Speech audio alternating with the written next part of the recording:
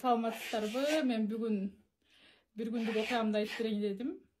Бул биякта атам менен апам келин болуп түшкөнүмө уже 8-жыл болуп кетип баратат. Бир күндүк эмне кылам? Эртең менен баштап кечке чейин. Эртең менен таңкы саат 5-те турам. Күнүгө 5-те турам. Жаңы келин болуп келгенден бери таңкы саат 5-те туруп жүрөм. Туруп алып эле айылда турабыз. Анан биякта мал кармайбыз. Уй сайым. Анан уйду өзүм барып айдап кошуп келе. Уй кесүүгө. Анан атамдарга, апамдарга чай астап турам, тургучакты алар кеч турат. Мен күтүп турам.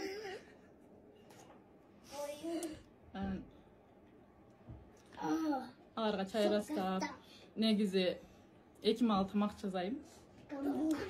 Эртең мененкисин бир жасайм, свежий кылып. Анан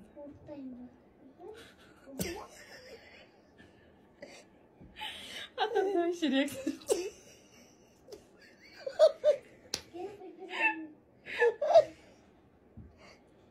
Gelin duraydı da. Yine döndü.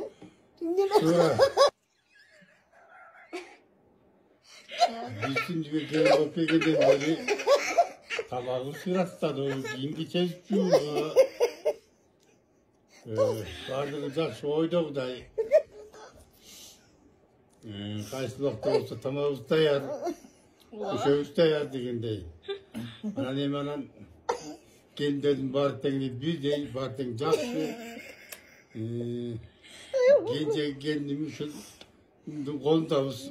O sözün beni o katkı var tavus. Jakşı bu der şu.